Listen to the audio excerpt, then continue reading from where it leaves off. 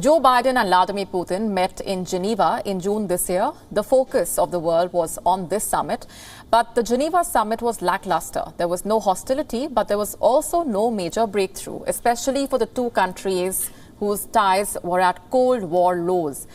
But it looks like the two leaders are meeting again. According to Russian media reports, the United States president and his Russian counterpart may meet for talks in person in early 2022. They could also speak via video conferencing before the end of this year. According to the report, the two sides had not yet agreed upon the details, but the preliminary plan is to hold a video conference by the end of this year. This will then be followed by a meeting in person early next year.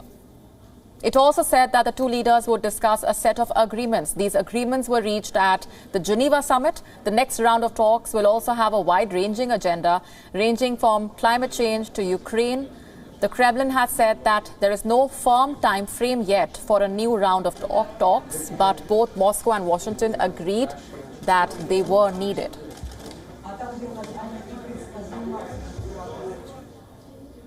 Going back across now to our correspondent in New York, Susan Tehrani. It's been a day of two major announcements, both involving a meeting between the American president and two leaders of the world's biggest economies. We're talking about this meeting, which is now expected to take place between Russian President Vladimir Putin and Joe Biden. What are you picking up on?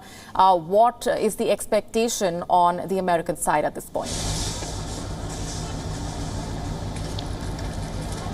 When it comes to U.S.-Russia relations, there are three issues that the two sides can always come together and agree on, and that's usually, and not really agree on, but at least we know that they'll discuss. Let's put it that way. And that's the issue of arms control, cybersecurity, and, there's always some talk about prisoner exchange, one way or the other, no matter who's president. And I think this time it won't be different. But I think what will be on the table with Joe Biden and Vladimir Putin will be Afghanistan for sure, considering that botched withdrawal of the United States from Afghanistan and that power vacuum that was left behind, and Russia not really keeping any secrets and trying to fill that power vacuum. I think that issue will be on the table for sure, the issue of the Middle East, and of course Syria.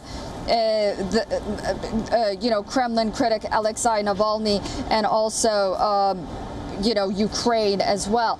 But also, again, we talk about how politics are often local and in this case national. The United States again is facing an energy crisis, and I think that the issue of energy and trade again with Russia might come up in the discussion, but it seems like the two sides after the G20 meeting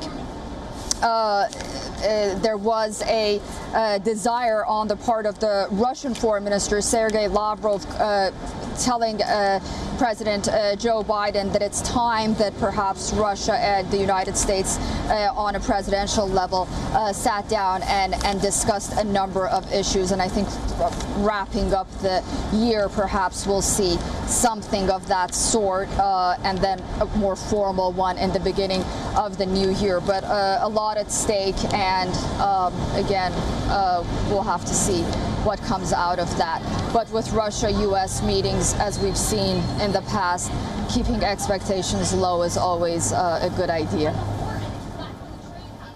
WION now available in your country. Download the app now. Get all the news on the move.